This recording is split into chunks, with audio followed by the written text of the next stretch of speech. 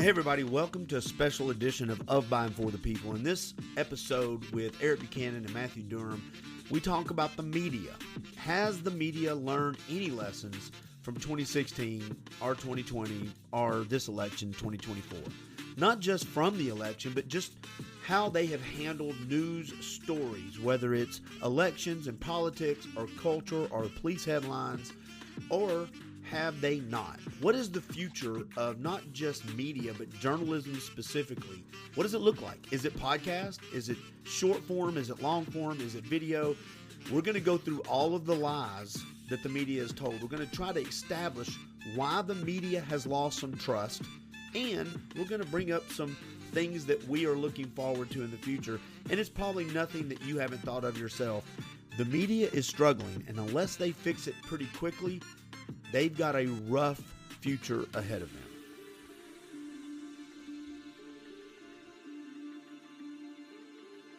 I've wanted to kind of do a podcast like this for a couple of months, and I think now's the best time because we're going to combine a bunch of ideas into two stream of thoughts. Media and why they're not trustworthy right now. We're going to use that little avenue to bring up some stories and examples of how I think they've lost our trust. And then what does that look like moving forward when you talk about podcasts and other online non-traditional air quote, media moving forward? We've seen the power of that, I think, in what Donald Trump's done especially the last 30 days of his campaign. And I'll go ahead and say this now. There is going to be overlap. We're going to try to keep these streamlined on those two thoughts, but there's going to be some overlap because we just got through with this election, an historic comeback. I think it's only happened one other time in history where we had a president that was president and now he is again. And the fallout is emotional. A lot of people feeling great. Some people today the next day woke up feeling like the weight had been lifted off their chest. Other people woke up and completely in shock, devastated, didn't know what to do. The only thing I'll say on that, and then I'm going to bring up the guest, the co-host, is one of the things that I think contributes to that emotional response, because Trump lost in 2020, and it didn't feel good. I was worried. But we've spent now 8 years demonizing a man, and especially the last 3-4 months of this campaign. One of the things that Eric and Matthew and I have had trouble doing is getting people to talk policy. Looking back at Trump and what he did, what policies he put in place, how it affected the economy, the world, the country, the culture. And then also Kamala Harris not having to go through the scrutiny of real journalism and answer questions on her specific policies, how that would look once they're implemented. And then I'm going to introduce my guest. But the reason I bring that up is when you're not going to talk policies and you're not going to talk facts and you're not going to take the time to pull apart the rhetoric and the misinformation from the air quote mainstream media, all you're left with is a big bowl of emotions. I only have left what I feel.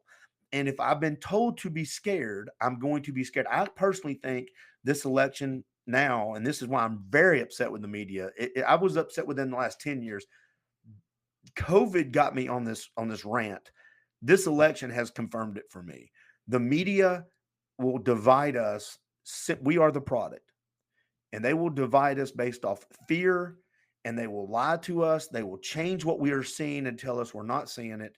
And it's very frustrating. I personally have watched a lot of different media, mainline and offline, or, the non-traditional, the last 48 hours. I'm not seeing a lot of lessons learned.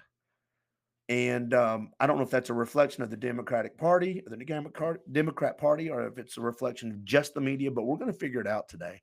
And with that being said, let's bring up my first co-host, the man, the myth, the legend, Eric Buchanan. 3, 2, 1. What's up, buddy? Hey, Clint, how are you? Good to see you. Man, I am good. I am ready for this conversation, man. I've come loaded with bear on some of these things. Loaded with bear or loaded for bear? I'm loaded with both, baby. Loaded. I am a bear or I'm shooting a bear. I don't know which it is. But you want to tell everybody who you are and what you do real quick, and then we're going to get into this special edition media and the lies and all that stuff. Yeah, I think we need to, first of all, practice this is the special edition of By and For the People. At a special time, special place, with special friends. Thank you guys for being here. We're very special. Yep. Matthew will be here in a minute, so he's special too, Matthew, just in case you haven't finished your lunch yet. Hi, everybody. My name is Eric Buchanan. I'm a disability insurance attorney in Chattanooga, Tennessee. Very quick commercial about my law firm. If you know anybody in your life who has any kind of health issues that stop them from working or they can't work as much as they used to, and they have a long-term disability or disability insurance policy, our firm narrowly focuses on that kind of law. We help people who are in those situations. We work with the insurance companies to try to get you paid, and we sue the insurance companies. We do it in all 50 states. We work with local attorneys in those states where we're not licensed. So anywhere in the United States, if you have a problem with long-term disability policy, whether it's subject to ERISA, which is the Employee Retirement Income Security Act of 1974 that applies to insurance you get through work, or whether it's a private individual disability insurance policy, we can help. Find us on the World Wide Web at buchanandisability.com or 877-634-2506. We also help with large health insurance claims. We can help with long-term care policy cases, and also problems and disputes over life insurance. So if you have any questions about any of those things, check us out on the World Wide Web or call us 877-634-2506. Very, very quickly about me. I was a history major at the Virginia Military Institute. I love studying American history. I served 5 years active duty in the U.S. Navy. Went to law school at WNL, paid a special attention to constitutional law. Clint, you and I have a separate podcast where we're going line by line through the Constitution. I think we're over 100 episodes into that. That one we try to keep the politics out of it for the most part, and our personal opinions about stuff. But then you and I, and eventually with Matthew, have had this show going now for a good long time, where we do talk a little bit about some of the opinions that are out there and respond to some of the stuff going on. And I'm looking forward to this conversation today. Yeah, it's going to be good. Let's bring Matthew up. 3, 2, 1, Matthew, because I want to get started. We got some people tuning in. What's up, buddy? Gentlemen, how goes it? It goes fine. I got a little glitch. I just want to tell you both that sometimes your cameras will going out, but that's okay. We can still hear you. So if there's anything on your end, if you can't hear me, all of a sudden you go dead on your end, just click out, click back in. But on my end, just to let you know, we can still see you. But you're fine, both of you right now, but it's happened a couple of times. Matthew, who are you? What you do? What are you doing? And then I don't know if you've come with as much ready for bear as Eric and I have, but you can probably feed off the bear we kill. We'll see. Yeah. Hi, folks. My name is Matthew Durham. I am, until somewhat recently, a academic and clinical researcher, but I've been doing that for about the last 15 years. Worked in the University of Tennessee at Chattanooga, overseeing a research grant for about 6.5 years. Before that, about roughly 8 years working in cancer research specifically. I have my master's degree from psychology from UTC, as well as my undergraduate degree in philosophy. But more important than all of that, I am a husband, a father, and American. That's right, American with an M. And and I should say a suburban homesteader. Yeah, absolutely. Learning suburban. And you might be a suburban homesteader podcaster soon if I can convince you to let me host it over during the break podcast. It'll be you and your wives, but I'll host it for you. I want to say this because normally we do a little back and forth. I want to jump straight into it because, again, I had a completely different way to start this than we did. I did not know Eric was going to bring a complete list of lies either, because I was going to talk lessons learned. But I think what I'd like to do is, if we could stick to it, I'm going to stick to it too. I'm taking my watch off. Everybody, if you can't see, I'm taking my watch off. I want us to each try to keep this. Ladies, focused. If you're not watching this, if you're only listening to this, not only is Clint gorgeous, but he's taking stuff off right now. Yeah. And trust me, you're going to want to pay a lot because you're going to want it to stop at the watch. I can tell you that right now. So the reason I'm doing this, I want to give everybody, I want to give Eric 60 seconds and Matthew 60 seconds. You may not need 60 seconds. I want your just thoughts on this topic. I got to give mine when we started, right? Why this is such a big deal, how you see this whole mainstream media versus this new media. I don't care what you may only have 20 seconds, but I'm going to give you the floor. Eric, how does this topic, how do you see the media and how it relates to where we're at with the cultural divide, the politics, and the trust? There was stuff going on during the first Trump administration that started getting my attention, that the mainstream media was lying. Famous story where CNN said something about him trying to get NATO to pay their full fair share, and they said, well, that's a lie because they were required by treaty to pay anyway. Well, that was the whole point. It was that Trump got them to pay their fair share. And so I started not understanding why the mainstream media was doing this and thinking that they could just get away with these lies. And I don't think they realized what the new technology and environment had been created with technology was doing to the flow of communication. And then we read a book and we've discussed Martin Gary, Revolt of the Public, that was written in the first edition 2014. We read the edition that came out 2018, and it predicted what was going to happen during COVID, and it had covered a lot of stuff that happened with Trump. But the essence of it is there's a tsunami of information available on the internet, that it's doubled every year since the year 2000, and that people no longer get their information from mainstream media. They get it from alternative sources, or they get it from both. But that the mainstream media, the traditional mainstream media sources, are already going the way, in some ways, of the buggy whip when cars were invented. That companies that made the buggy whip started going out of business just because cars were out there. Well, the cycle is going faster than I think even Martin Gary predicted in his book, because the mainstream media during the first Trump administration, in my opinion, decided that they were going to be much more political than they had been in the past. They were going to take a specific side. Maybe they had to do culturally with the people they were hiring. Maybe it had to do with the idea that they were trying to generate clicks. But the bottom line is they were regularly presenting one side of a story or outright falsehoods, and they no longer could get away with it because there were so many alternative sources of media. And so the media, every day that they presented a lie, whether it was about the Trump administration or something else going on politically, then they were just undermining their own credibility. And it's gotten to be this tremendously increased cycle where it's gotten more and more that they've undermined their credibility. And I'm looking forward to the next part of the conversation where we're going to go through some of the specific examples of that, but there's a lot. And thinking about it, there's a lot more. And so there's just, that's where the mainstream media, I think this past election this week shows that they've lost their grip on the American people. And if you look at the breakdown of society, no matter how much the media tried to portray Trump a certain way or conservatives a certain way, it wasn't taking hold because there's so many other sources of media. Last point I want to make, yes, there's plenty you complain about Trump not telling the truth. If you want to get into that, though, we talked about this in our previous podcast. Trump's a bullshitter. Eli Lake did a great podcast on that and an article on that for the Free Press, Barry Weiss's organization, that basically explains that, yeah, he bullshits all the time, but a lot of the time he's getting at an important truth or important political point, and there's a long tradition of that in American politics. That is different than outright falsehoods to try to make a point politically. And I conclude with this: if you're trying to make your point politically and you have to tell an outright lie, then you're losing the argument and people don't trust you anymore. All right, Matthew, you get 3 minutes too. Oh, it was a minute, but now it's 3 minutes. Anyway, so the straw that broke the camel's back for me came in 2017 with a Google engineer by the name of James Damore, who wrote a memo critiquing some of the assumptions that Google had about their hiring of women and minorities. And my primary source of news at the time was NPR, National Public Radio. I read the memo. It wasn't that long, something like 8 to 10 pages. And so I knew exactly what its contents were, what its sources were, how it had argued its point.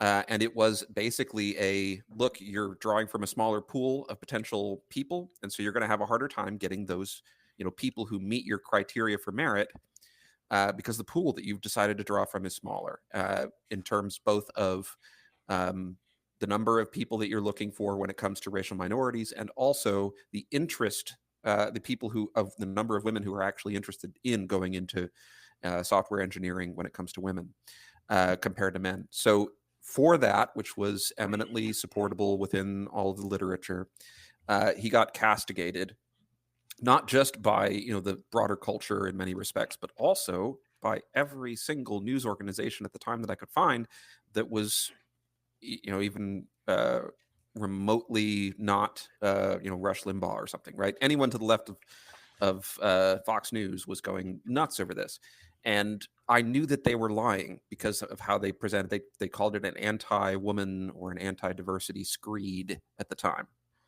and so for me, it reinforced this notion that I can understand it. I can understand people kind of being taken in by someone who's got maybe secret sources at the State Department or something like that, where you can't actually confirm yourself the thing that's being reported. You kind of have to trust in the integrity of the news organization that's reporting this anonymous source. But when it comes to things that you can directly confirm for yourself, and the news organization clearly and obviously lies about it and doesn't care that you can go and confirm this for yourself. That's when that was the death knell.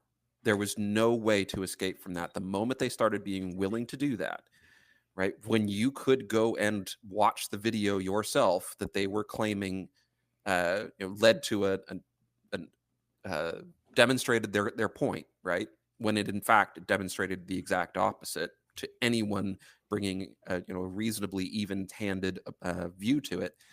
That was the death of these organizations when they stopped caring that people could independently confirm or disconfirm what they were saying, and it has only continued to ramp up since then. Yeah, I will say this. My real thing started under Obama, how they covered him in the press. We elected Obama. The country had taken a turn. Then everything became okay. It doesn't matter if the IRS goes after conservatives. It doesn't matter if you get to kill a citizen with no due process. It doesn't matter if you don't get to keep your doctor. It doesn't matter if Michael Brown and all of those things that happened. How the media started just kind of ramping up towards we're just going to start carrying the water for the air quote moral good of a political party. And I think they've contributed. And I'll say this, and Eric, we're going to come to you with lies, and I've got my lies and you've got yours, and Matthew, you've got yours, I'm sure too. But they have contributed to this culture. The media, because the media, and this is something I've been involved in since the late 90s, because the media does not do their job, they are the ones that have allowed the expert people to lose their credibility. They didn't do their job and make Fauci go through the rigorous thing of explaining, or the security and intelligence communities, or the vice president, which he's in. Yes, they took advantage of it, but it's the journalist's job to ask the questions and be the stalwart between us and the people that are going to try to control and give us information. They're supposed to weed that shit out. They failed us. The media has failed us, and the lack of trust in them is exactly what they deserve. That is my take on it. I have very little patience for people that try to make excuses for it. There's thousands of them, and somebody tries to stand up, they push them out. Barry Weiss is one example of dozens who have left their field. Now, Eric, do you want to just start going through the list? Because I've got mine and you got yours. How do you want to do it, sir? I've got mine broken down. This is the fun part. I've got mine broken down into first. Let me do this one: lies about COVID. Then I've got lies about Donald Trump, and then I got lies not about Donald Trump. This is how I'm going to be talking the rest of the time, guys. Just all my paperworks are up. Let me start with the lies about COVID, and then we'll switch off, and you can. Let me get to my other list. Go ahead. So there were times under Trump's first administration that I definitely thought something was fishy with the way the media was covering stuff, and that there were lies happening. But when COVID got started, I smelled a rat and I started paying attention. So let me just go through some of these. Yeah. We were told that the lab leak was a conspiracy theory and that it was a racist belief. Yep. We were told early on that Governor Cuomo was doing a great job dealing with COVID, especially in the nursing homes in New York State. Yep. We were told not to do your own research. We were told there was no such thing as natural immunity. The World Health Organization removed natural immunity from the definition of herd immunity. We were told that children were resilient and would recover without any learning loss when they were told to study from home. We were told that children wouldn't have their speech or other learning affected by wearing a mask. We were told that the mRNA shot that they started calling it a vaccine, which is a lie because it doesn't actually sterilize. Yeah, it's not a sterilizing vaccine. It makes you less sick, but it doesn't prevent you getting it. And they told us that it was 100% effective in stopping the spread of COVID. And then later, of course, they started reducing those percentages. But each one was a lie because none of them were true. It didn't stop the spread. They had no studies on that. They did that out of thin air, by the way. Yeah, they were making those numbers up. We were also told that the mRNA so-called vaccine didn't have any side effects. We were told that there was no such thing as natural immunity, that the only way to end the pandemic was zero COVID.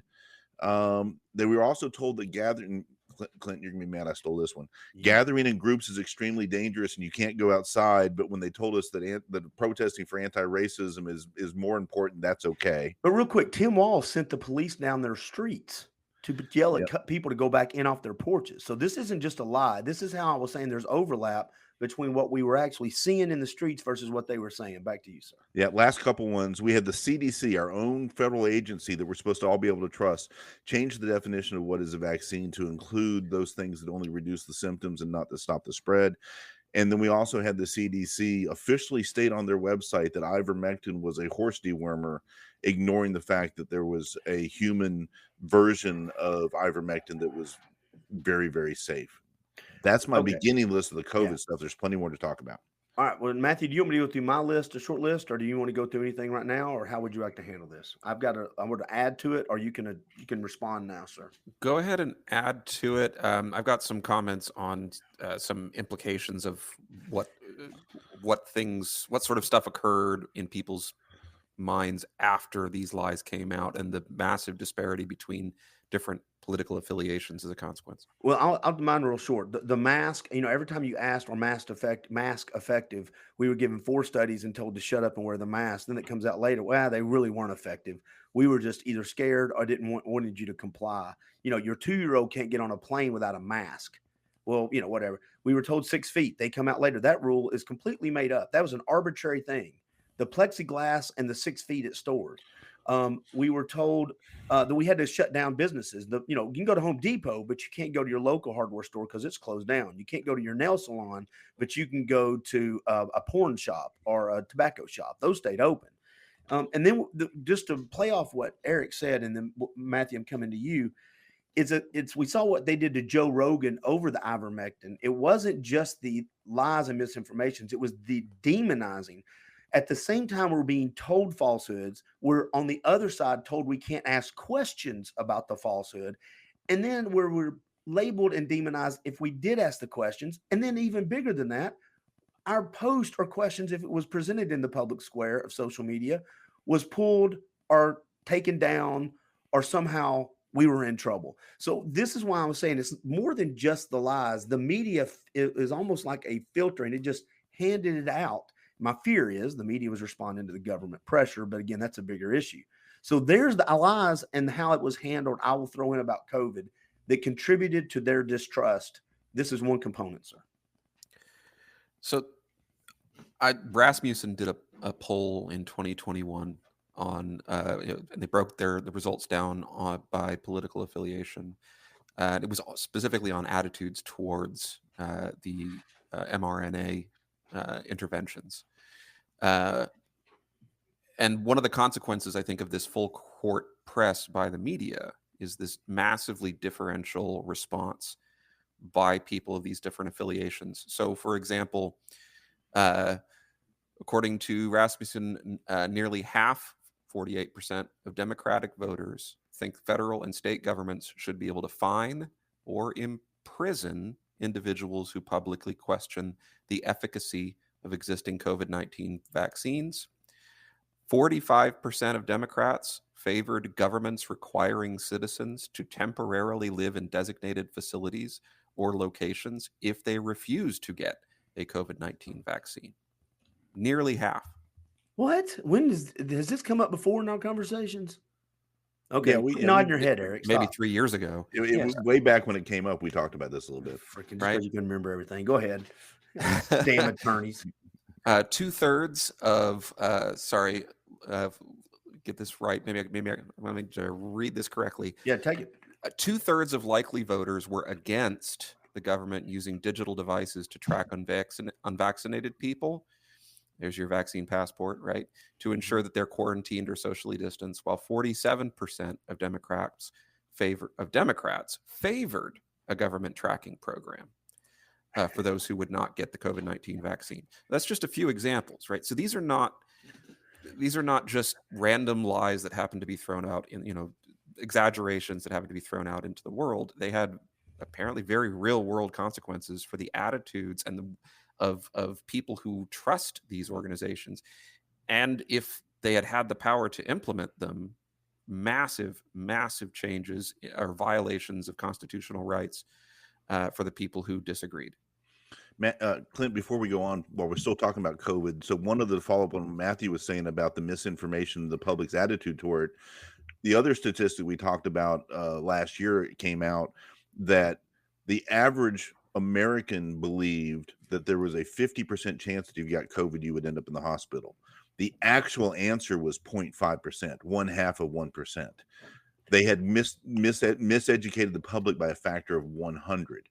And then the other one, I'll drop off with this one, is Dr. Fauci came right out and said in March of 2023, right before they were starting the lockdowns, is one way to convince the government the lockdowns were a good idea, that COVID was 10 times deadlier than the flu.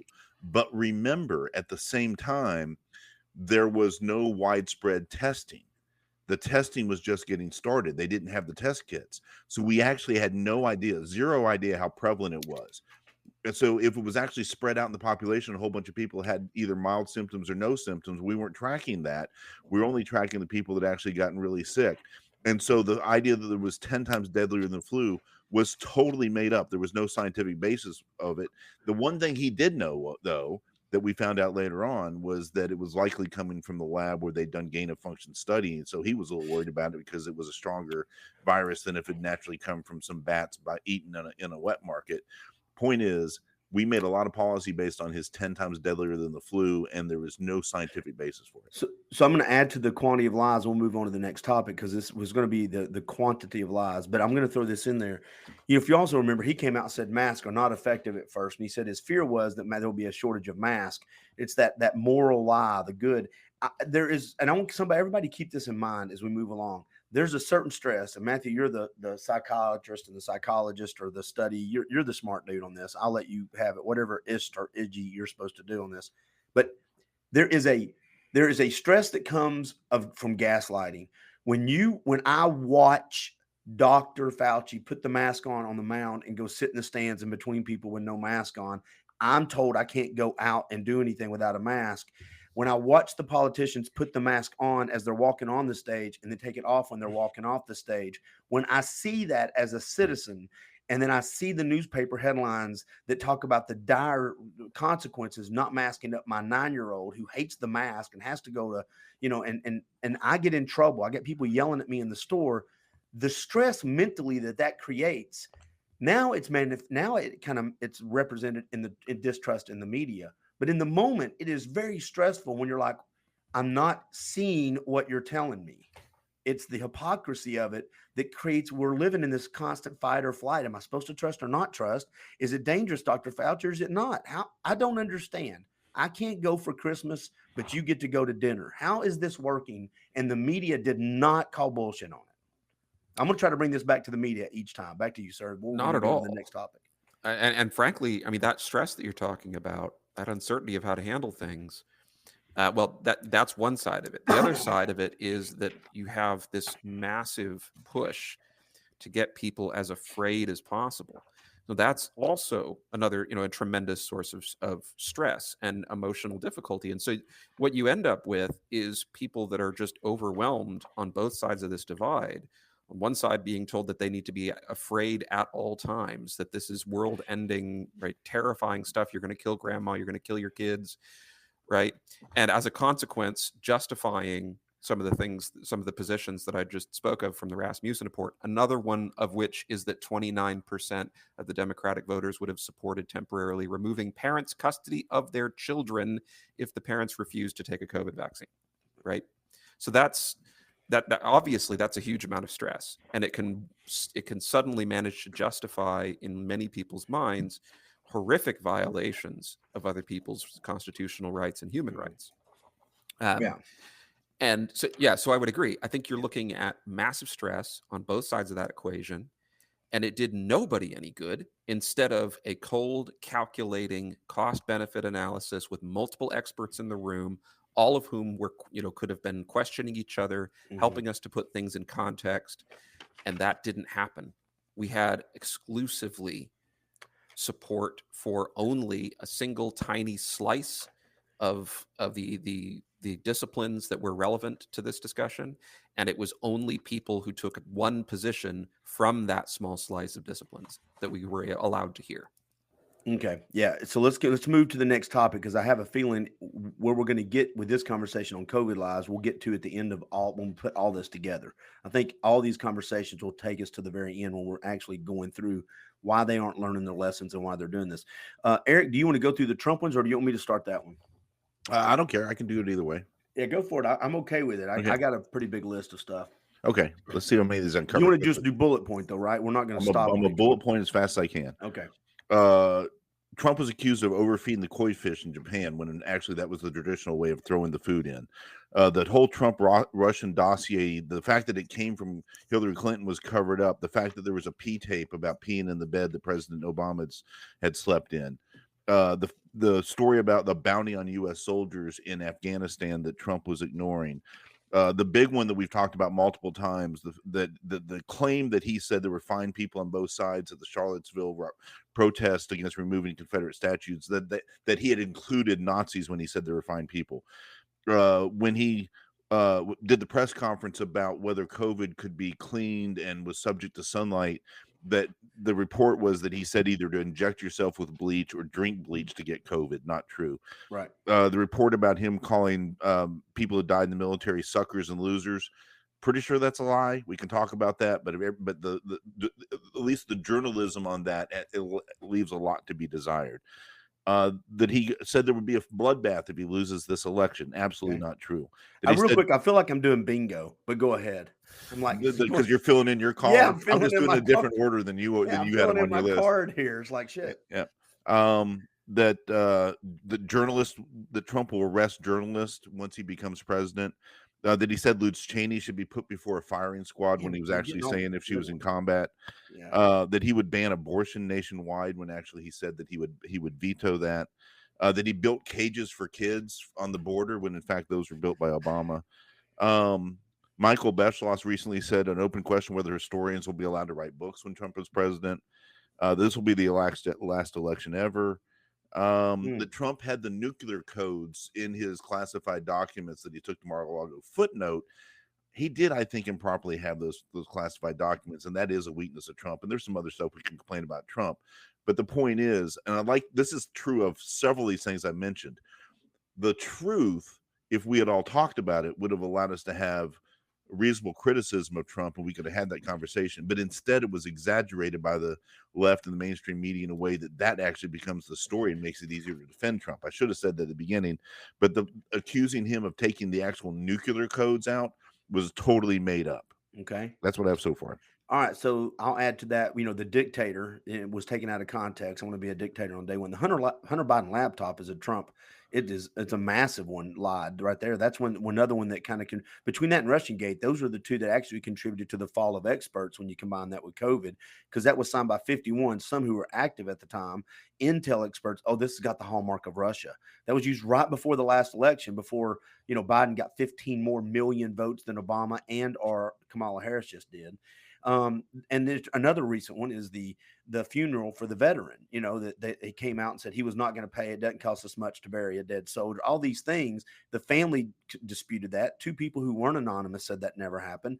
And again, the journalist didn't, if you read the articles, I read two of them, and either it's at the very bottom of the article or that's the headline is Trump does this thing. There's zero perspective in it. And then the other one, you had mentioned it, but they said he was going to use the military on civilians when he gets in office. Well, the question was, what are you going to do about violence around the election if that happens? And he was like, it's not going to happen. Not going to happen from my side, at least. My people won't do that. It's not going to be mine. But I would have to use the military if it got super violent, like the National Guard. That's what he was trying to refer to. But again, taken out of context, and to your point, what Matthew's point always is, some of these aren't actual, we're lying. The lie of misinformation and taking things out of context is just as I think is more damaging, because it's got just enough truth. He did, like my buddy Jeff asked me sometimes, did he not say that? Yes, he said those 6 words in the middle of 47 other words. And when you totally change the meaning. Absolutely. It's 100%. It's journalism malpractice. Those are a few of the ones I have before we get into the cultural lies that I'm going to bring up about the media and how they cover stuff. Matthew?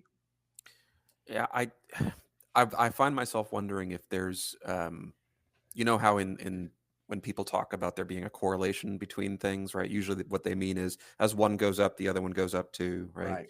I think there might actually be a case to be made that there's a negative correlation, right? As one goes up, the other one goes down, between the number of outright, or the degree to which the media has lied about and done this full court press against the right, and the relevance of the media, which is to say it's a self-fulfilling prophecy or negating prophecy. That the more they talked about this stuff, the more they lied, the more people just lost any trust in them whatsoever.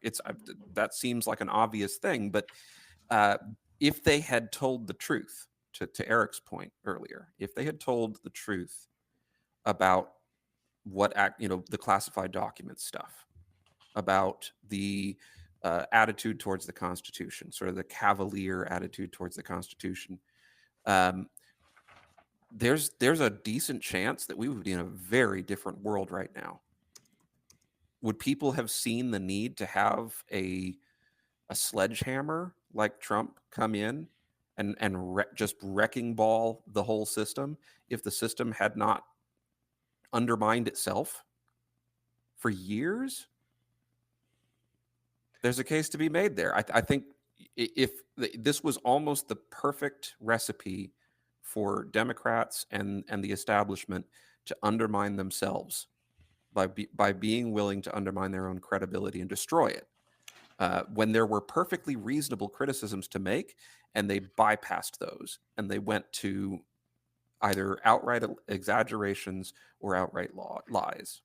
At some point in time in this conversation, Matthew, we're going to come back around to you, because one of the questions I'm going to be asking is, because I'm halfway through my list of lies. I have my sneaking suspicion is it's like the hairworm and these other insects that hijack their host, and then they change the behavior of the host while the host is living the life as they think is normal, right? It'll cause a certain insect to do things it's not in its nature, but it doesn't actually kill the host. I mean, it does start doing things to satisfy the parasite. Some of the things that I think have snuck into journalism and the media come from a Marxist place. I think it's an attack on Western culture. Trump just happens to be the biggest target in that whole little bullseye on the map, right? I think anything that pops its head up that is a Western culture thing, it does what it can to create the division where it should and to hammer and shut up where it has to. And we're going to get into some lies on how it's represented culture. Again, this isn't about Trump. It's not about COVID. It's about the media and how it's handled the world we lived in. Hey, and so, yeah, go, that's what I'm saying, Eric. I was coming back to you. Let me come to the other lies in a second, but something I want to circle back around to is you keep saying the media, and I think you're spot on. The media is totally part of this, but we also have the lack of trust in our institutions because there are federal government agencies that have also lied as part of these lies. And yes, now we have the internet, we can go look at all those things. And I found a little place on a separate part of my notes. I had a few more COVID ones. I just want to get them out there real quick. Yeah, this is the place. The 14 days to stop the spread was a lie from the very beginning, because under their plan, they said that was going to take longer. Dr. Jay Bhattacharya, the guy who went to Stanford, he did prevalence testing early on in California that showed it was much more widespread and therefore less deadly and less dangerous. They lied and said that was flawed testing because they lied about how to properly analyze the statistical analysis of the error rate in the test. The Great Barrington Declaration, which Dr. Bhattacharya got together with two other very famous people, it was portrayed as a let it rip strategy, and the government actually got with the social media companies to get that taken down. It wasn't let it rip. It was about focus protection. And along with focus protection, the CDC and U.S. public health agencies were saying as late as 2021, well over a year into COVID, that everyone had the same risk, and therefore there's no reason to treat children less like they would get it and older people like they would get it more. In other words, we could have done focus protection, but they were denying that for over a year. Sorry, those were just other COVID ones I wanted to get out there. You may have said it. Does my mic still sound okay? Yeah, you sound great. I just had to change a little quick thing on it. Also, they pushed the let's hand it out via the racial dynamic as well. If I missed that, I'm sorry. That was the CDC. The vaccine needs to be done using racial equity. I want to address what you said about institutions, Eric, but Matthew, you were about to say something. I hate to be the guy that interrupts folks. Yeah, just real quick, hold that thought. There was also the notion that the science changed between the first and the second set of messaging about the mask efficacy stuff. Yeah, but they didn't change a lot of the rules around Well, it. and the science didn't change. Correct. That's the point. Yeah. That was a lie. It was Yeah. a lie that the science had changed was their excuse for covering up their previous So- lies when they made Yes. stuff up. So, Eric, what you said, as I agree with, the institutions, and the reason I'm focusing on the media today is because I've said it once, and I may have said it in a clumsy way. I think the institutions have been hijacked. So, like education and media, and as far as TV, entertainment's different than the media part. But that I am saying to my friend Eric and Matthew, and anybody listening, you have a military background. I kind of know how you were raised. I know how I was raised. I did a lot of stupid shit when I was a kid. But one of the reasons I didn't do everything that I wanted to do is because I had a guy that would put foot to ass as needed. Eric, you were in the military. The reason you didn't, when you went through boot camp and they said go to bed at a certain time and get up at a certain time, did you just do what you wanted, or did you do it because you were scared a guy was going to throw a trash can on top of your head and you were going to be doing push-ups till you threw up? The reason I'm saying that is the media stopped doing that. The institutions are only going as far a lot of times as the journalists will not do their job and allow them to. The reason that they can get hijacked is because the journalists are not sticking a microphone in the colonel's face or the educator's face or the politician's face and going, that's not going to be acceptable. What is your response to that? And then posting that in real time. So then we all see how full of shit they are. Instead, they come on and run these puff pieces. They don't ask the hard questions. They fact check one side and not the other. We're in agreement. Institutions have all been hijacked. I think the boundary has been, the media is supposed to be the fence, and they just tore the fence down. That they're not doing their job. By them not doing their job, it can just run wild. There's nobody keeping them in check. So what you're saying is that the institutions would be more honest if the media did their job. There's got to be somebody there to hold you accountable. Right, There's and nobody because- sticking microphones in Kamala Harris's face and asking the fourth follow-up question where she looks like a crazy person. So then the Democrat, and here's the thing, they actually are not helping the Democrats. The Democrats would have been better off having somebody vetted in a difficult manner. Yeah, They can go through it. The institutions like the CDC would have had to been forced to be more accurate if the media had actually asked hard questions Absolutely. instead of just repeating the propaganda and the lies. Absolutely. Yeah, Yes, you use absolutely. that pattern with almost Yeah. everything. All right, can All I right, go? Matthew? Are Oh, no, you- Eric, go. No, it's you. I just You want to see can- if Matthew wanted to add to that. And then Eric, No. when he gets done, it's back to you, Eric. No, go ahead, Eric. Okay. What you got? So there's my list of other lies that not having to do with COVID and not having to do necessarily with Trump. And the big one, and I think this one may be called the Democrats' big lie, and it may have cost them this election, that Joe Biden had nothing wrong mentally, that he was sharp as a tack, and that behind the scenes he was doing mental gymnastics that would have made Superman and Einstein blush. Yeah. But of course you can't see that because there was none of it was on Joe camera. Scarborough. He's better than I've ever seen him. Better than I've ever seen him. And then after the replacement and Kamala Harris became the nominee, and they asked her how he had done, she basically continued the big lie. Oh, he's brilliant. He still does this great stuff. Well, then why did you replace him? Well, because you need to ask him that. That's literally what she said on a friendly interview. All right, number 2. Border agents whipping Haitian illegal immigrants. That turned out to be totally false. The riots of 2020 were mostly peaceful.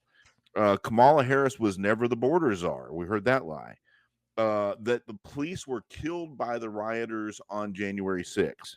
There was some people died, and it's sad and it's horrible, but none of them were killed by the protesters. They were died days later, and the autopsies did not attribute that to the January 6th. Yeah. How many times did they tell us the border was secure before they finally did something about it at the end of the last term? Well, you're just going through my bingo card, buddy. Yeah. How many times did they tell us old Lunchbox Joe Biden would be a moderate? That the Georgia election update laws were so racist that they were actually Jim Eagle, is what they said. They told us the 2020 election was the most secure in history. Now, I'm not proposing that there was election fraud that decided that election, but don't tell me you're going to change all the rules during COVID and then somehow with no investigation, it's the quote most secure in history. If you have belief that it's a really secure election, it should have been absolutely open to question. The more honest and up it is, then the more we should have been able to question. The fact they wouldn't let us question and talk about it tells me there was something going on that we should have learned more about. Do I think the election was stolen? Not illegally, but I think they changed a lot of the rules, and we should have been allowed to talk about that. That Jesse Smollett was attacked. Damn it, Eric. I'm going next time. God darn it. This is ridiculous. That Bubba Wallace had a noose in his garage. You're pissing me off, dude. You're looking at my card somehow. Dadgummit. Governor Whitmer's kidnapping plot, that was some kind of right-wing plot when in fact it was started by the FBI, that Brett Kavanaugh was a rapist and that he had done bad stuff in high school. The Russians bombed their own pipeline. An SUV killed people marching in a parade. The don't say gay was in the Florida parental notification law. Do I say this when the peaceful protests were mostly peaceful? That was kind of famous. Yeah. And then the one that Fiery, came out, but mostly peaceful. fiery but mostly peaceful. And I'll stop with this one. That Donald Trump wanted to go take part in the insurrection so bad that he overpowered the Secret Service agents driving the beast and climbed to the front seat and grabbed the steering wheel.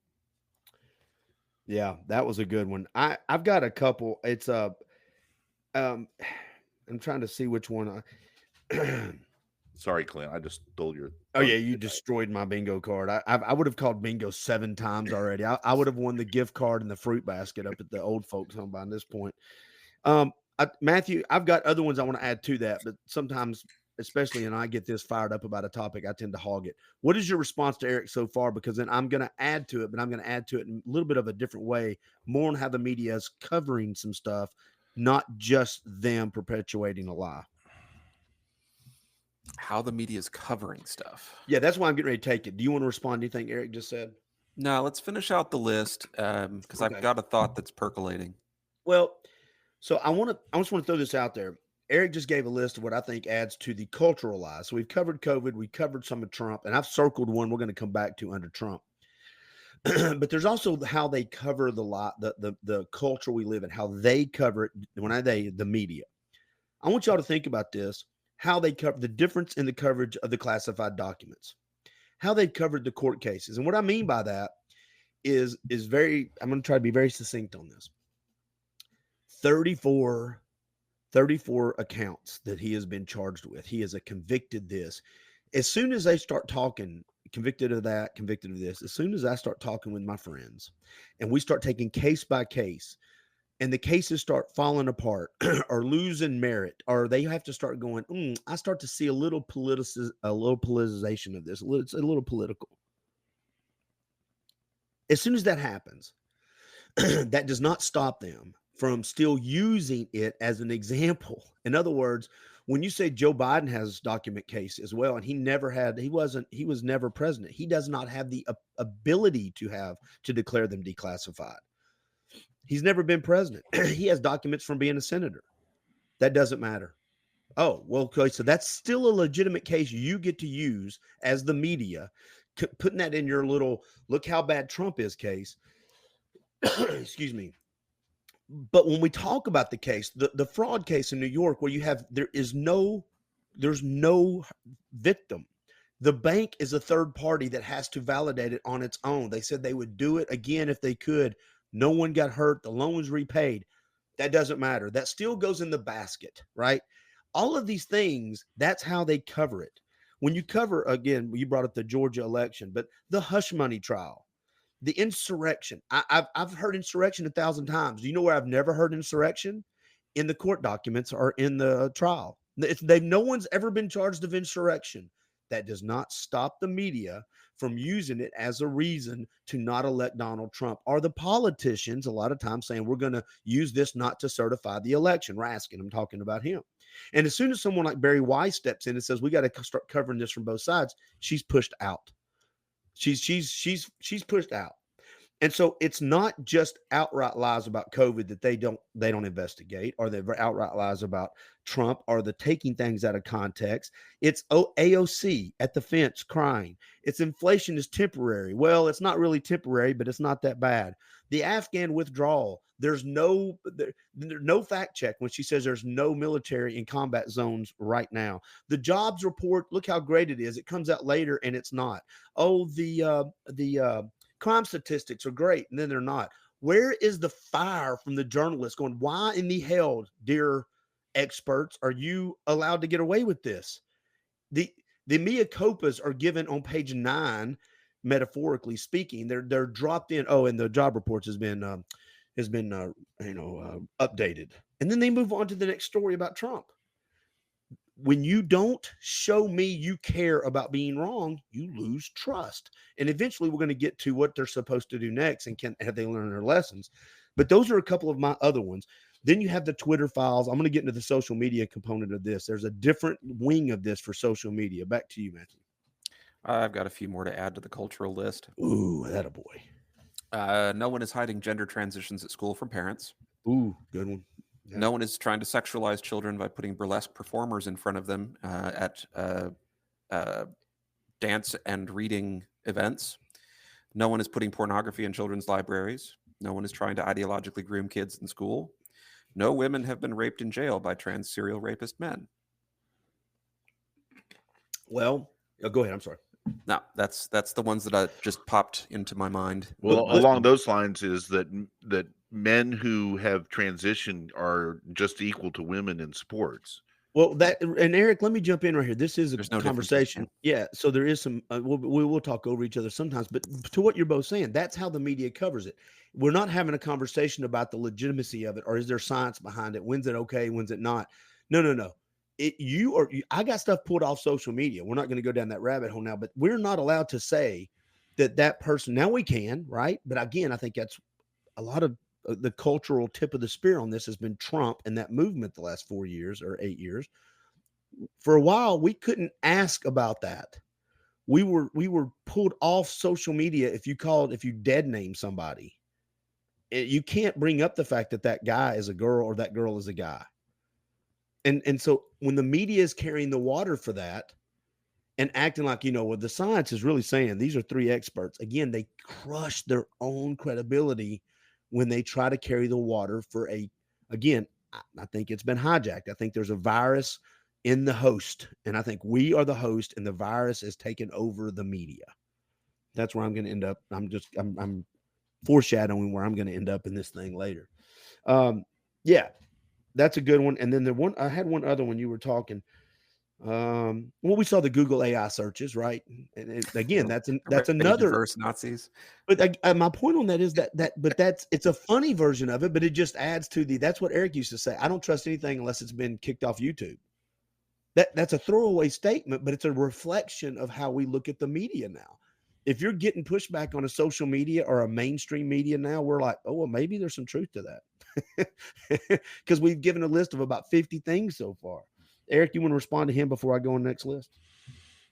I just want to say this kind of simple thing about the media, and then I think this is where you're headed next, Clint, I hope. And if not, then we can come back to this, is as long as the media doesn't learn the lessons from people like us pointing all this out, they're going to keep making the same mistakes. And that combined with the growth in alternative media is going to mean mainstream media is just going to keep getting smaller, diminished, and people aren't going to listen to them. And they're going to be less trusted. And you're going to see the growth of organizations like the Free Press with Barry Weiss and Nellie Bowles committed to the truth. And we can trust what they have to say. They have diverse opinions. They have a staff who equally divided in 3 ways: Trump supporters, Harris supporters, and undecideds going into the election.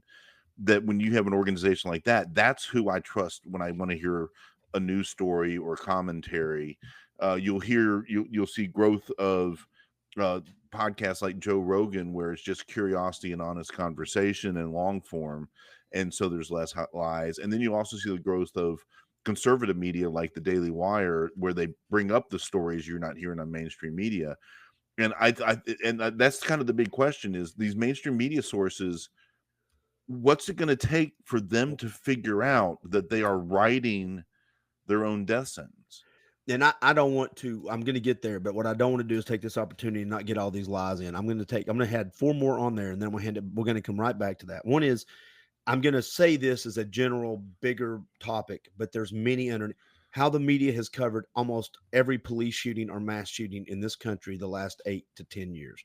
Because we see the race is included when it's convenient, it's excluded when it's not convenient. Are they gay? Then it's not included. If they are, it is included, or vice versa. Whichever works for the media at the time. We have seen them how they've used it politically when it's convenient for guns and when it's not. we've seen that if the criminal has instigated it and initiated it, it'll make it on the third page. If there's any question at all, everyone, especially the media, will jump to a conclusion just by wording the headlines. We don't understand the power of how they word the headline. It's like the front door of your house in real estate. I talk about this all the time.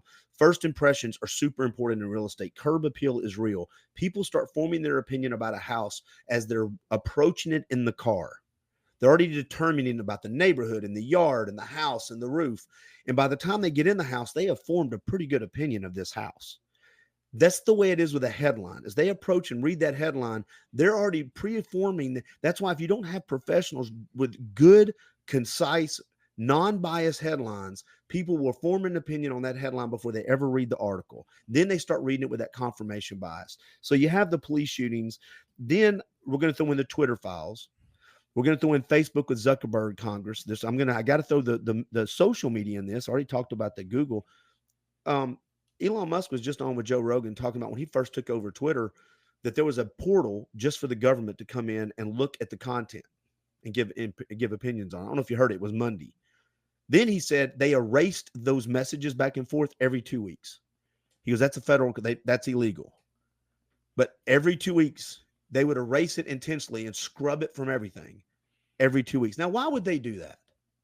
See, this is when I try to bring this up to my friends. I'm like, this is called propaganda manipulation. This is 1984-ish stuff. It's not novel anymore in fiction. Matthew, now we're back. When you are in a position where you think that you're doing the right thing, the response that most people have is to be proud of that, to be transparent about what they're doing because they know that they're doing the right thing. When I worked in cancer research and people came in to look at our records, I wanted them to see everything, and I wanted to make it as easy as possible for them to see everything so that they could easily confirm what I knew, which is that we were handling things appropriately and we didn't have anything to hide. The more it becomes this game of hide the ball for what's actually happening, the more you're erasing records, the more you're twisting reality and not giving people the opportunity to confirm your source material, the more they're going to distrust you. There's just no way around that. If this were a situation where we actually were doing the right thing, where they were actually doing the right thing, they would be broadcasting that from the mountaintops. But instead, it follows the same process every single time. It's not happening. Okay, it might be happening a little bit, but you're over exaggerating. Okay, well, it is happening, but why do you care so much? Okay, well, it is happening, and it's happening a lot, but yeah, that's a good thing. Good.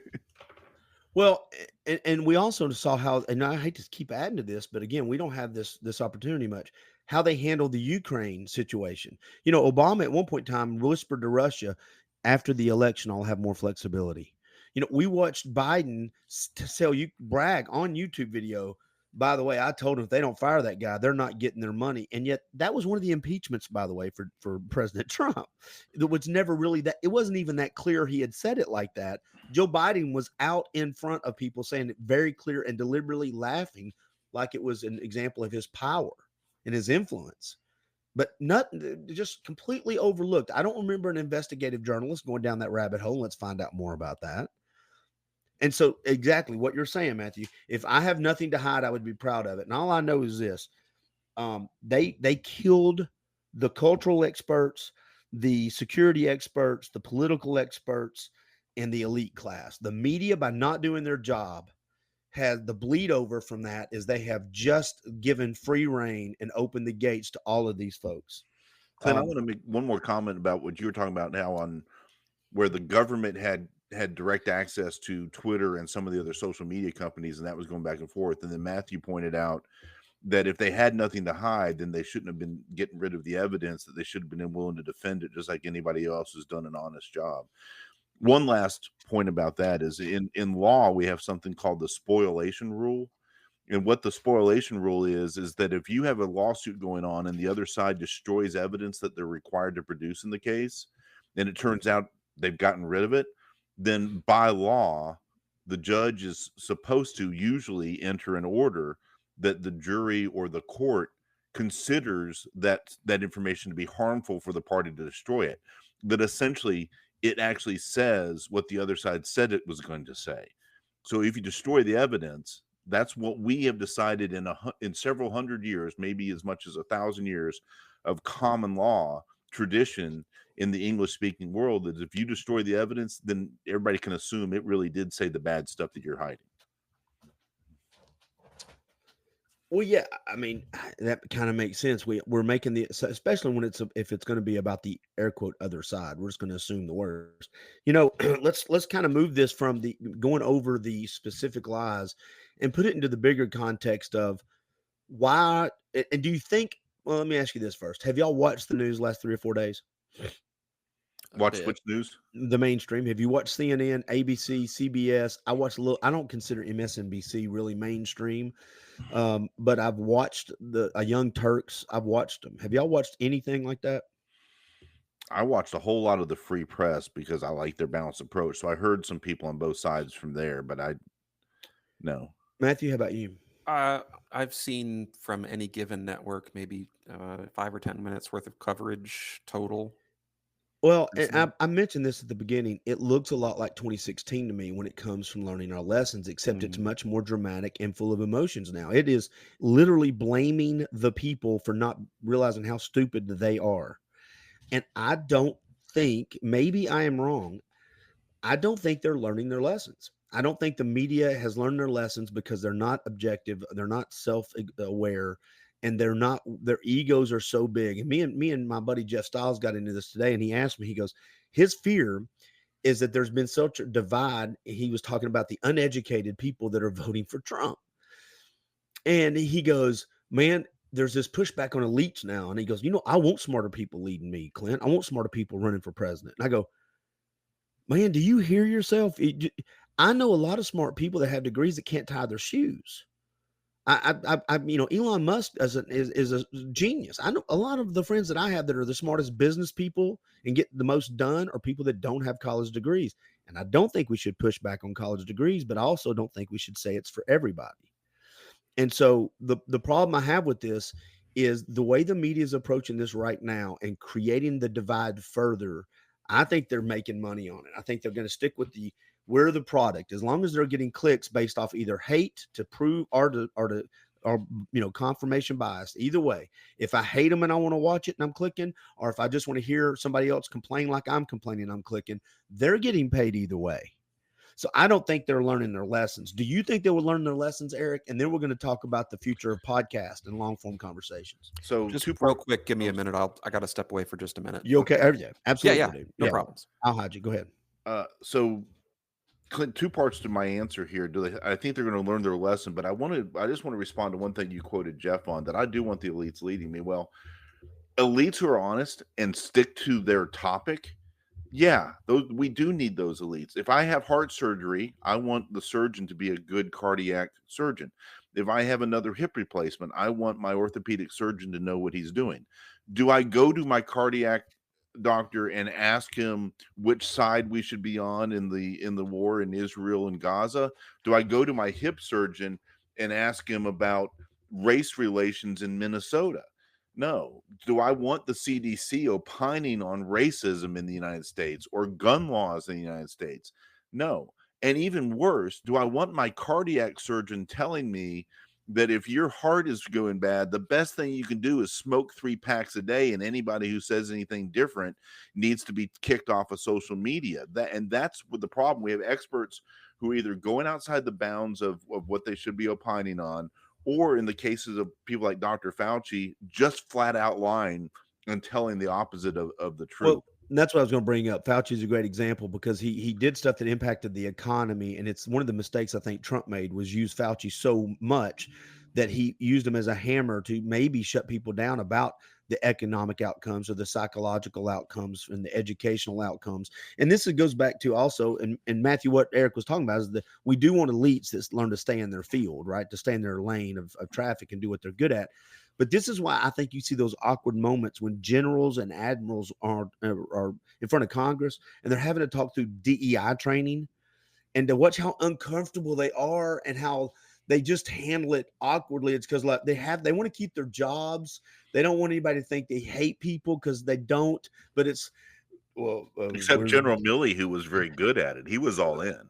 well, just we want to be inclusive and Diversity is our strength. Do you think? Damn it, y'all pay me to blow up stuff and protect people. I don't really care. Driving your tanks well and flying your planes well, or is it diversity of skin color that makes us a strong? Well, but I think this is why we're seeing the end of DEI or DIE, however you want to spell it. I think this is why we're seeing the death of that in organizations, and I think it's going to creep through the government now that Trump's involved.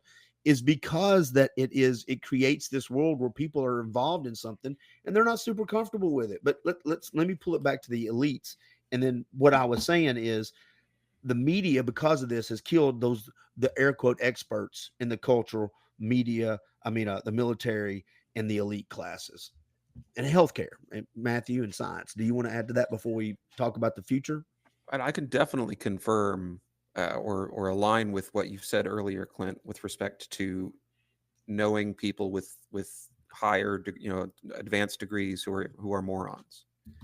Unfortunately, our academic system has not done the best job in the world of identifying who are really exceptional people and awarding them the highest honors.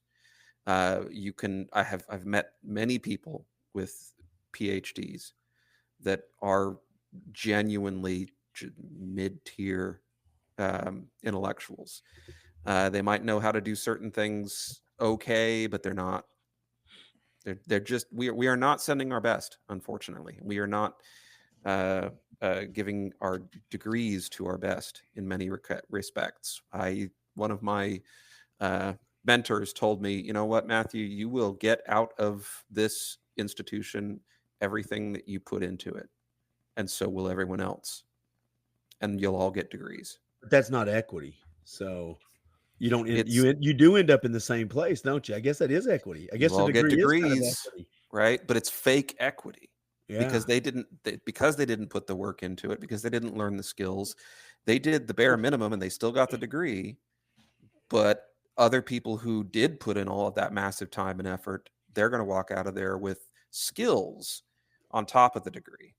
And that's far more valuable. But but to the world, they both have the same degree. Listen, this is why you can have somebody like Elon Musk catch a rocket that comes back from outer space, and NASA, it takes them weeks to months, if not a year, to do a study on diversity inside NASA. And Elon Musk is moving at the speed of technology, man. He is doing things. He's one of many examples where he is out there doing the thing. That's an elite guy. I wouldn't mind being part of the process because he knows how to get stuff done and be efficient.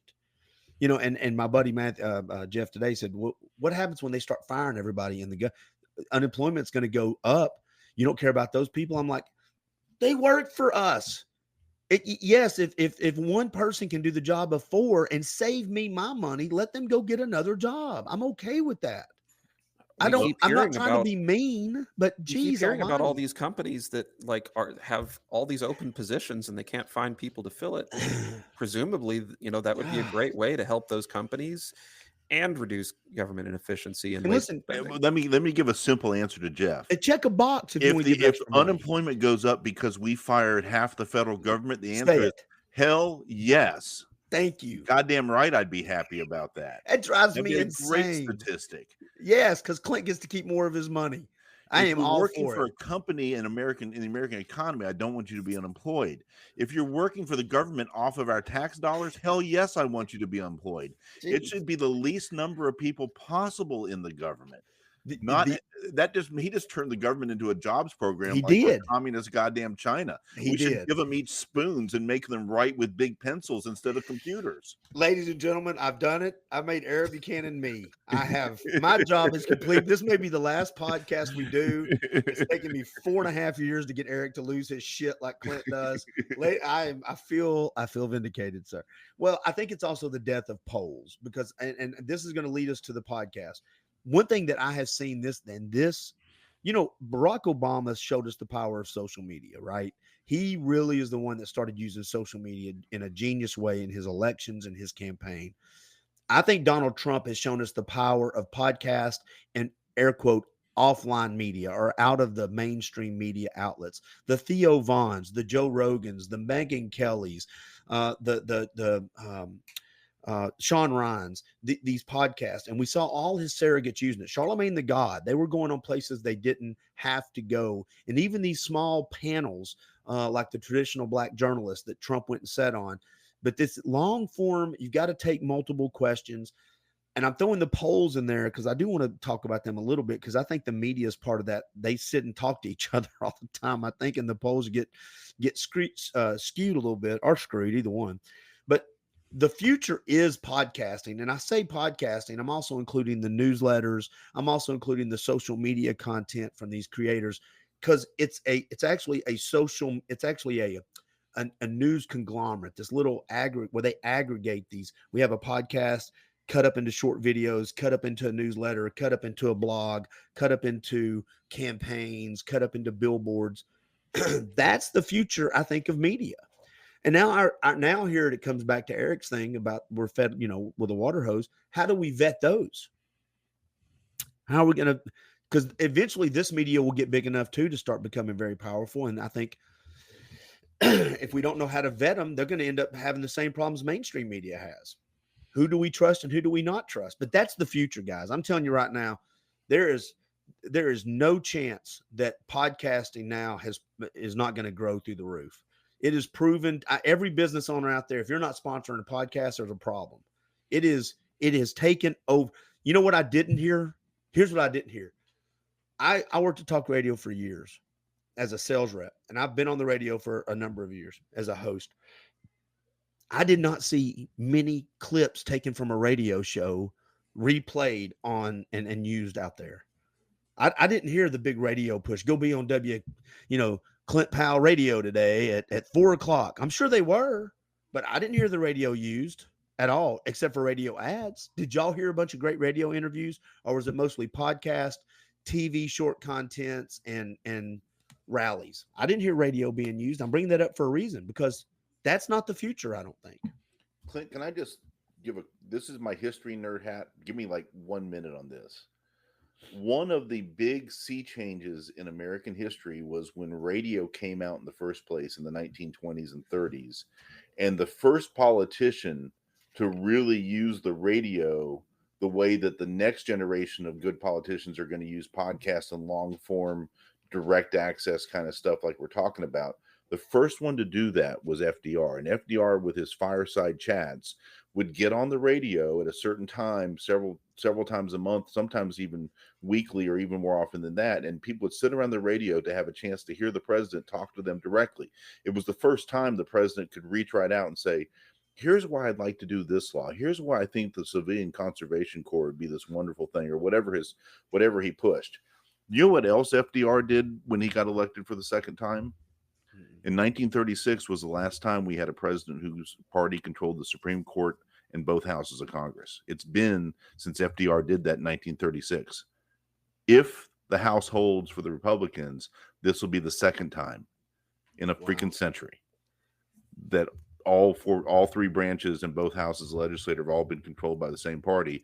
About the time that the mainstream media is going away, the way newspapers were losing their ability to reach American people, and instead it was the radio in the 1930s. Matthew, you want to add to that? To answer your question, Clint, no, I did not see a single radio interview that was signal boosted at all anywhere throughout the last year. And I didn't either. And I'm sitting here looking through in real time. Broadcast TV still represents the majority of political spending, but digital video in 2020 actually was the biggest. It was about 2.6%. This year it was a 1.2%, but even broadcast TV was only 5. I'm just going through here. I'm sorry, billions, and that's in billions of dollars. TV was 5.1 billion, and then the 2022 it was 5 billion. See, it's not changed; it's staying around 5 billion the last 3 election cycles. But I go up here to radio, and radio is less than $1 billion, and I know it says less than, but still less than $1 billion, less than $1 billion. They've not spent $1 billion on radio. They spent $500 million on radio. That's less than digital. That's less than broadcast. That's less than cable. And of course, nobody's using newspapers anymore. They're using the online digital versions of it. And this was the very first election cycle where we saw a candidate do a podcast of their own for an extended period of time. Who did that? Ramaswamy. Really? See, for some reason I missed that one. Didn't Dan Crenshaw? Well, you're talking about presidential candidates. Yes, I am. Yeah. So some legislators had been doing that for a while, and if you look at Dan Crenshaw is a good one. Ted Cruz. I'm not sure who on the Democrat side. Does AOC have one, or she's been on some? But the point is, yeah, I think that's another wave of the future. Dan Crenshaw has had a podcast for quite a while, at least for a couple cycles. And he speaks directly to his listeners, to his voters that way, and to the rest of us. It's actually a pretty good podcast. Yeah, it is. And the one from Ted Cruz, I think, is pretty good when he has other guests on there and they go through some stuff. It's biased. It's Ted Cruz. He's a Republican and he's a conservative, but they have, I think, what are interesting conversations. There's people on the left I would listen to if they had those kind of good conversations or politicians. I just don't know of anybody who does that. Well, let me bring this up because this is the struggle that we have had. And I think maybe on a bigger level, it can happen. The Braver Angels has tried this. I know the governors for Tennessee, the Republican, the Democrat try to do it. But let me just ask it now. The future of campaigns, the future of media, let's stick with just media. But do you see a place? Do you remember the old TV show, The Crossfire? Yeah, it was Carlson and I forget the other guy's name. Yeah, it was. Well, at one point in time, it was Bill O'Reilly was part of that too. Back when he took over. My point on all that is there used to be a place, and I'm not saying it's not out there, and I know it's out there somewhere. It's just not as big as the Joe Rogan or the Megyn Kellys. There's got to be a place where you should be able to go and have the conversation where both sides are represented, and we don't see that anymore.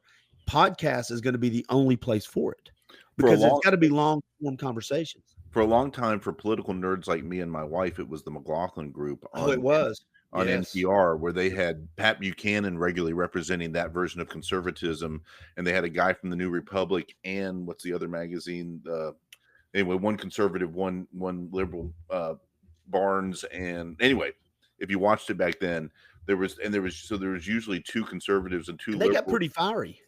They got fiery. I thought it was too short of a show because it was only half an hour, but it was NPR. I'm not NPR, but PBS, and that was, I think, a predecessor to a lot of the podcasts that we may see going forward, where you get more of the free press, where they get like some of the debates that they've done. They had Ben Shapiro say this is why you should vote for Trump, and then they had another guy.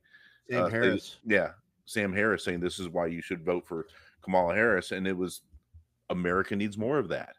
That honest, open conversation that's not limited by commercials and a clock. I've said this a bunch, and I know you feel the same way. I wish Braver Angels would do more of that. I think they are set up. They have access to all of these personalities and opinions. It would be fantastic if you could have somebody with enough chutzpah, backbone, to actually sit down and talk with a moderator in the middle to say, here's our topic.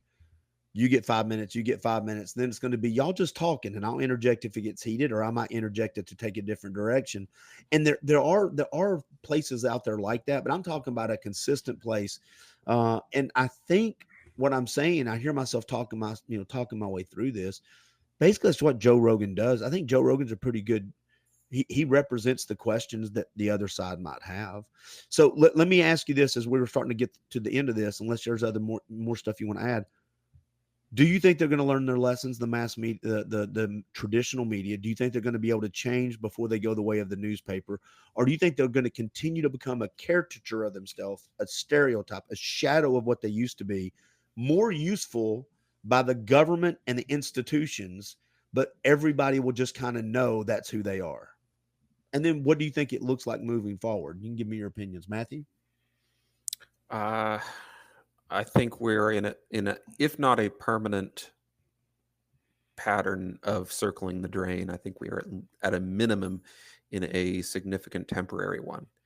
I think it's going to take at least one more, if not two, major events like this where they just get it wrong and where no one listens, or fewer and fewer and people are listening to them, for there to be a genuine change. I am seeing some early signs. Jeff Bezos, for example, wanting the Washington Post to not endorse any particular candidate this year. Some of that's happening, but I don't see the shift at this point accelerating enough to overcome its own gravity. I don't It's think already it's already in the gravitational pull. I think it's being pulled back Into the by atmosphere. Yeah.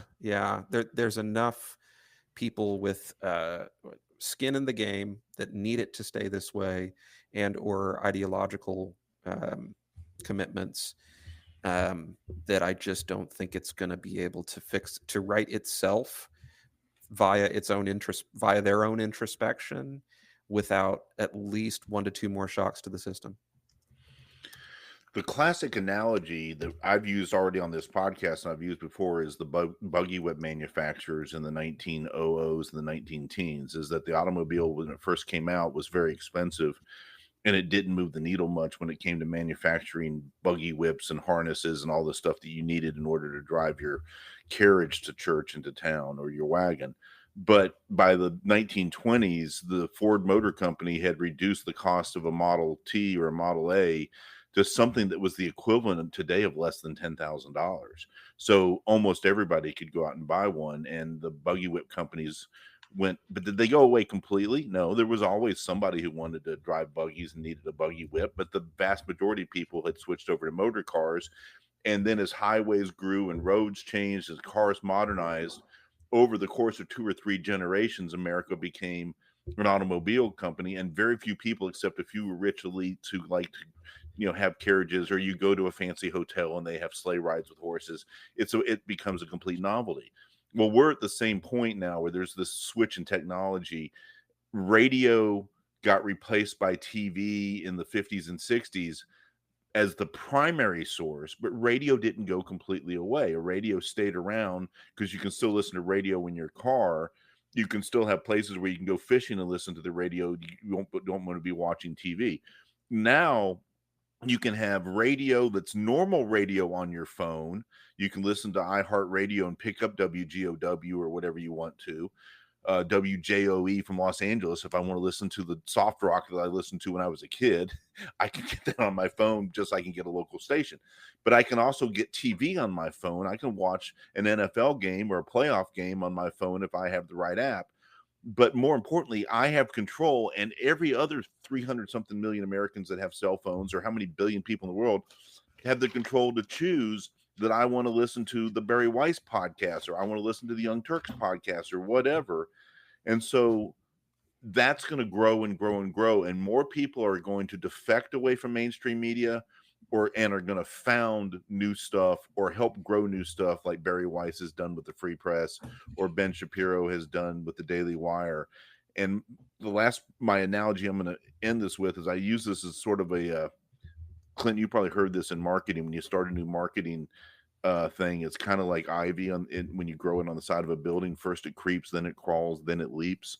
Mm-hmm. We are past the creeping stage and it's starting to crawl, but it's very quickly going to leap to be a dramatic change in how people get their information. And the baby boomers and older, my mom's generation, the pre-baby boomers, they still watch mainstream media because that's what they've always done. But as they become less and less of a percentage of the society, people growing up, Clint, your kids, Matthew, your kids, they've never gotten into the habit of watching the nightly news, much less getting news from TV. And it's every year it's going to change, but I think it's going to change much more dramatically in the next 4 to 8 years, 12 years, because of the increase in availability of technology.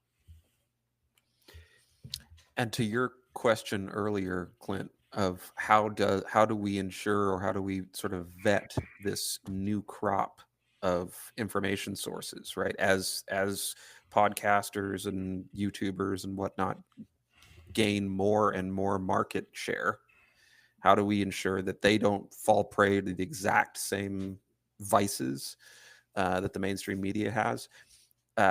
for me, it will continue to be, do they do two things? If I see them, one, making it very clear when they've made a mistake, do they give me mea culpas? And number two, do they show me how they got to their conclusions? Do they let me follow the same path to get back to where they found what they found? If you do those two things for me, that's transparency. And that means that I'm much more willing to give you the benefit of the doubt when you say something that sounds maybe a little bit ridiculous to me, but maybe it's not actually, and it's just something genuinely interesting and new that you've discovered.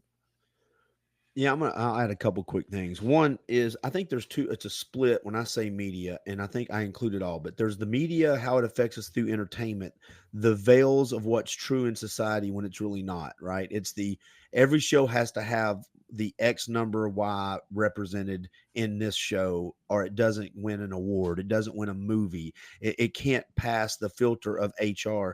That's also a way of forming and shaping society. Why it will push people away because it's not a reflection completely of the world we live in. So there's the entertainment side of media, and then in that same vein, that bridge over is they're not clear, to your point. This is an opinion piece. This is an editorial piece.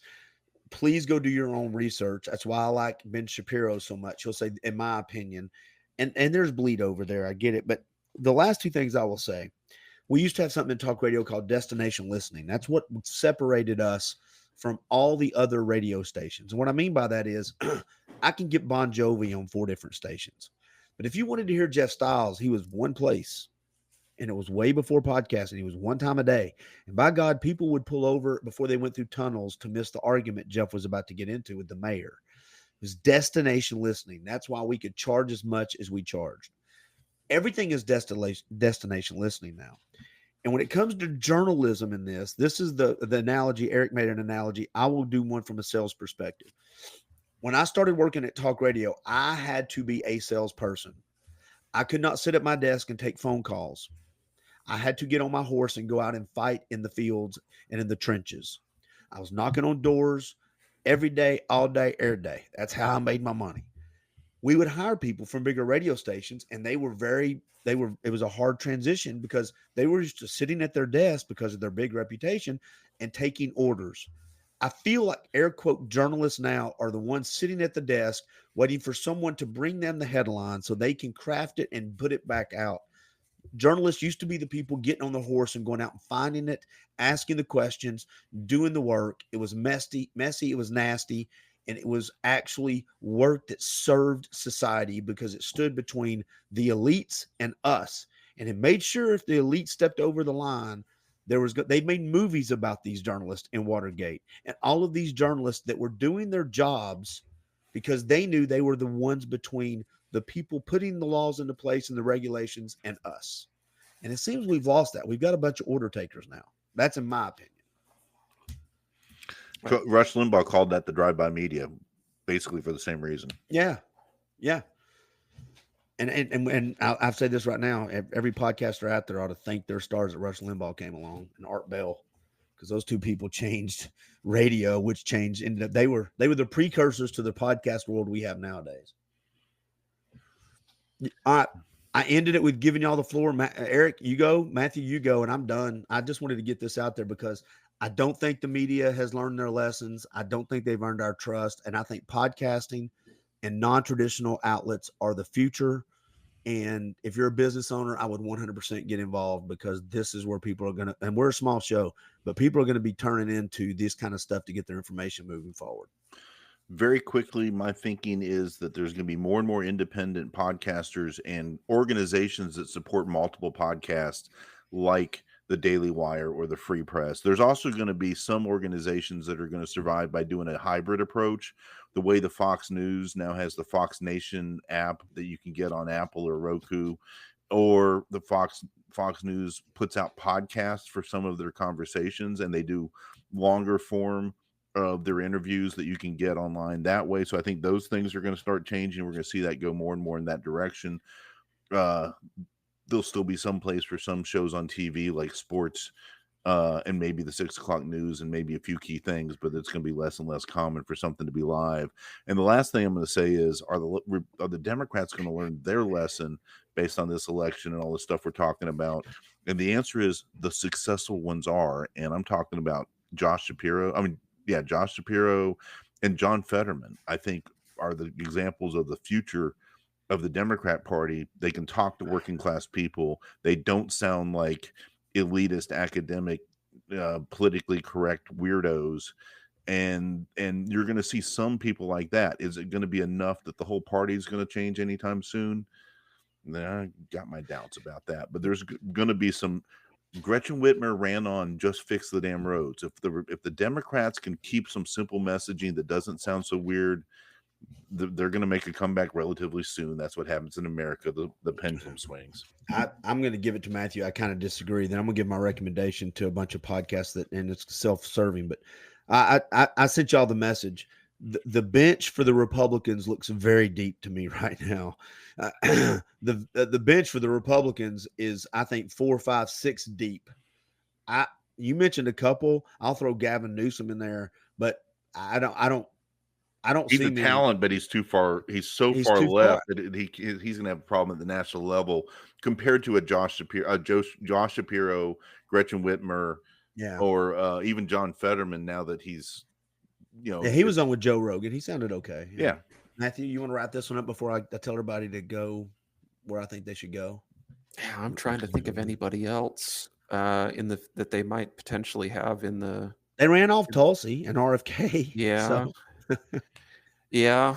And that's kind of the issue is you have to allow for what we have seen in the past repeating again, which is people who are reasonably competent on that side of things running afoul of the orthodoxy and being booted out and then finding themselves in the welcoming arms of the other side. And I see that potentially happening with several of these folks. Some of the stuff that Fetterman's been saying, for example, is not endearing him to his own side. No, it's not. He's going to be the founding member of the Senate caucus for Democrats for Trump. Oh, is he? Yeah. If you want to get something done as a Democrat, that might be a good idea the next 2 years. Fetterman really ran afoul of a lot of folks, I think, when he went on Rogan, when he was willing to answer questions that Harris was not willing to answer. Oh. When he was willing to criticize mid-campaign or towards the end of it, some of the approaches that the campaign had. That's got. I don't think he has fully grasped the consequences of that. I think it's still sufficiently enough of a cancellation-oriented party, and will be for quite a while, that I doubt he's going to survive it. Well, I don't know about Shapiro. I don't know him as well, but Fetterman. I'm going to add this up to the update at the bottom there. I have all these podcasts right here, and this is self-serving. I didn't mean to do this, but Eric, you talked about platforms that put a lot of podcasts together. I want to take credit for one thing, and this is a sincere message to people, because I do think what we do is important. We may only get a couple thousand people to do this, but what we do is important. Of, by, and for the people, Dayfire, Crimecast, Vital Health Radio, Oath and Pledge, During the Break, 5 to 9 Coaching, Jeff Styles, all those can be found at duringthebreakpodcast.com. And I will promise you, if you're a liberal, if you're a conservative, if you're in just a health, outdoor adventure, whatever it is, being a veteran, there's a podcast there for you that I would also like to add, one about maybe urban homesteading later. But and Clint, just to help both you and me, you've left off the sub of By and For the People podcast, the Constitutional Deep Dive. That hadn't happened yet until we do that next recording, which is found separately, and the one where you and I started that we're 5 episodes into, which is the 250th anniversary of the United States history podcast. With all due respect, though, if they go to During the Break podcast, they won't find right now the constitutional one, because that's been switched over to you, sir. So I don't have access to that one anymore. But you can find it if you look. Oh, hold on. Wait a minute. Hold on a second. Maybe I can. Okay. You know what? Do this real time, and y'all can always get off if you want to. During the Break podcast.com. Maybe I still do have that link up there. Maybe it'll come. Do I? Hold on. Ladies and gentlemen, the Constitutional Deep Dives is up there, baby. Yep. Yeah. So All there you 100 approximate episodes, if I remember correctly. absolutely it is. All right. Anything y'all want to add before we leave? Do we want to follow up on our predictions that we made on Let's save that for Monday. last? I can't. Okay, yeah. I have to go back and listen. I've said 4 things just to cover my ass everywhere. I can't I remember kind of what remember lie what I told said, but y'all. let's save it for Monday because by Yeah. then we'll have hopefully Nevada and Arizona Oh, finally hey, called and by That'd be ideal. all the networks. let's do some behind the scenes real quick. On Monday, can we go through the exit polls? The exit poll stuff is unfreaking believable. My It big is. forecast on that is Gen X. Our Dude. generation, Clint, was They- actually the only generation to go for Trump. If you actually look at broken down by generation, They pissed us But off, we, man. but we went for it so much that we brought all the Black, Hispanic, gay, You're a Gen racist. Xers, and everybody else along with us to Yeah. win. Yeah, All right. There we go, everybody. Y'all go check out duringthebreakpodcast.com. Podcast of the future. Mainstream media is going to go the way of the newspaper, at least I think. And there you go. We'll see everybody Monday. good job. Good Cool. seeing you guys. Have a good Yeah, weekend. you too. Bye, Take care, everybody. folks.